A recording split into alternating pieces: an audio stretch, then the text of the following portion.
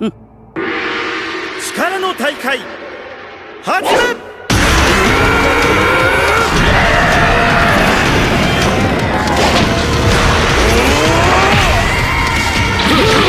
Tournament of Power has finally begun, and oh my goodness, did it start off with a bang.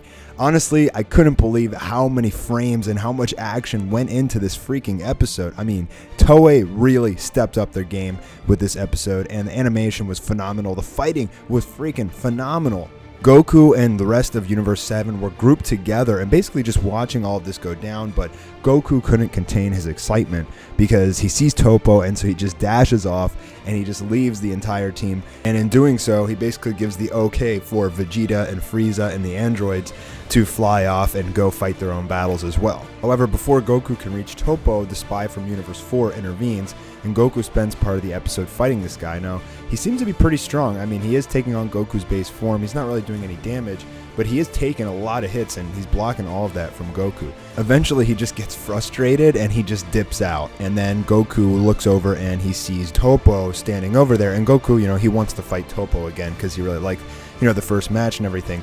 But it's just kind of funny here how the fighters they're not really focusing on one-on-one battles at this point. They're kind of just like fighting each other, fighting like some random guy for a little bit, and then they like dive off and they fight somebody else for a little bit. In that same sense, Goku can't even get a chance to fight Topo because as they're about to go at it, now Murachim intervenes and he smashes away Topo.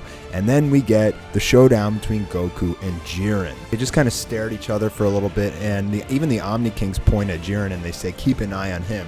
And that's exactly what the Dragon Ball fan base is doing right now. Goku lets his guard down, and this guy named Nink from Universe 4 puts him in a chokehold.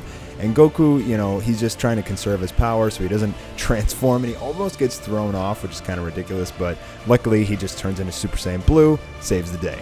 That knocks Nink off, and we see what happens from both Nink and Lilibu from Universe 10. When you get knocked off, you basically just teleport to the bench, so you don't get erased from existence or anything like that. Speaking of Lilibu getting knocked off, Basil put in some major work in this episode. I mean, this guy is just running around kicking ass all over the place. It was pretty cool. Let's talk about some of the other fights. Did anybody else find it kind of hilarious that Vegeta's just literally punching the same guy the entire episode, like with nothing else happening? I mean, Vegeta's just standing there throwing fist after fist. This dude is just eating all of it. I thought it was kind of hysterical, but I would have liked to see some more animation out of Vegeta. We see that Android 18 is actually fighting against one of the Pride Troopers, and it looks like she's winning. It looks like she has the upper hand, just basically by the way that Pride Trooper flinched when they clashed fists. We see that Universe 7, at least the 5 fighters that aren't silly enough to go fight off on their own, are standing there in a circular formation, exactly like Gohan planned, and they have another 5 enemies going up to fight them. Yet they're going to use the Universe 7 strategy and stick together. However, unfortunately, even with all their combined attacks, they did 0 damage to these opponents, which is a little weird. I mean, you got Gohan in there, Piccolo is really strong, so I don't see why their attacks should have done 0 damage, but they're just trying to show us that basically all the warriors in the Tournament of Power are crazy strong. However, once Gohan busts out that ultimate form, things are going to be different. It seems like Android 17 is fighting against both Dispo and Casserole. I actually predicted that Android 17 would go up against Casserole because they're both like cyborgs and androids, so that should be an interesting fight.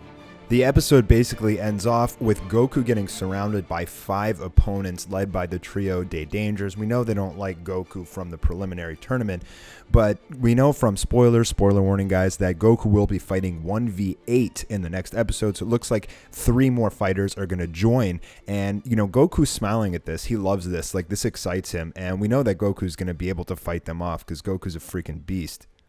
By the way, I love the art of this character, and to be honest, I really loved the art of the entire episode. Like, I just thought it was really well done and polished. Like, I can tell that they're probably pouring a lot of funding into this Tournament of Power.